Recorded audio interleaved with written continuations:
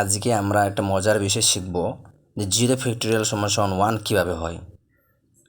যদিও আমরা জানি এটা সচরাচর সবাই জানে যে 0 ফ্যাক্টোরিয়াল = 1 হয়, কিন্তু কীভাবে হয়।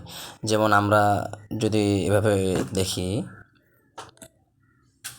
যে 5 ফ্যাক্টোরিয়াল = কত, এটা আমরা সবাই জানি যে 5 × 4 × 3 × 2 × 1 ক্যালকুলেশন করে যা হবে সেটা হচ্ছে অ্যান্সার 5 ফ্যাক্টোরিয়াল। কিন্তু 0 ফ্যাক্টোরিয়াল এই আকারে কীভাবে ভাঙাবো আমরা? জিরোকে তো আমরা এইভাবে করে, আর সাইডে যদি লিখি আমরা জিরোকে তো এইভাবে লিখতে পারতেছি না যে 0 ফ্যাক্টোরিয়াল = 0, তারপর এভাবে করতে যাইতে পারতেছি না।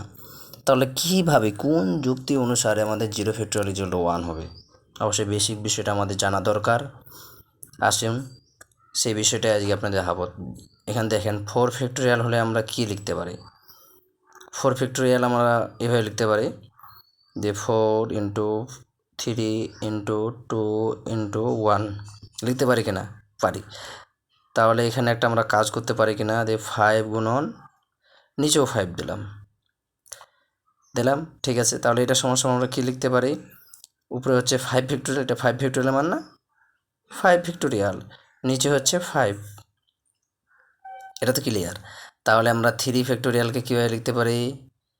তার আগের সংখ্যার ফ্যাক্টোরিয়াল ডিভাইডেড কি আগের সংখ্যাটি। 2কে লিখতে পারি একইভাবে আমরা, তার আগের সংখ্যা হচ্ছে 2 ফ্যাক্টোরিয়াল = তার আগের সংখ্যা 3 ফ্যাক্টোরিয়াল ডিভাইডেড 3 পারি লিখতে। তাহলে আমরা একইভাবে লিখতে পারি না যে 1 ফ্যাক্টোরিয়াল = 2 ফ্যাক্টোরিয়াল ডিভাইডেড 2, এভাবে তো লিখতে পারি। এখান থেকে ক্যালকুলেশন করে 1 আসবে। এখন তাহলে 0 ফ্যাক্টোরিয়াল = কীভাবে লিখতে পারি? তাহলে দেখেন আমাদের আগে যে ক্যালকুলেশনগুলো করলাম যে সংখ্যার ফ্যাক্টোরিয়াল বাইর করব সেই সংখ্যাটার আগের ফ্যাক্টোরিয়াল, এখানে যে হয়েছে শুধু 4 হবে, সেই সংখ্যার আগের সংখ্যার ফ্যাক্টোরিয়াল আর ডিভাইডেড ওই সংখ্যা, মানে যে সংখ্যার ফ্যাক্টোরিয়াল বাইর করব সেই সংখ্যার কর্মানুসারে যে কর্মী সংখ্যাটা আছে তার সে পরের কর্মী সংখ্যার ফ্যাক্টোরিয়ালকে সেই সংখ্যা দিয়ে ভাগ করলে তাহলে আমরা ওই সংখ্যার ফ্যাক্টোরিয়াল পাবো। একইভাবে কি আমরা লিখতে পারি না এখানে যে 0 ফ্যাক্টোরিয়াল = 1 ফ্যাক্টোরিয়াল, তার আগের সংখ্যার ফ্যাক্টোরিয়াল ডিভাইডেড 1। তো এটার মান তো আমরা জানি, তো 1/1 এই অনুসারেই হয়েছে 1, 0 ফ্যাক্টোরিয়াল = 1।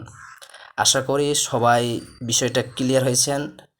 ভিডিওটা ভালো লাগলে অবশ্যই আমার পেজটি ফলো করবেন, লাইক কমেন্ট শেয়ার করে আমাকে সাপোর্ট করবেন।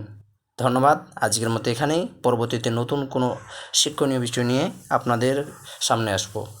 আল্লাহ হাফেজ।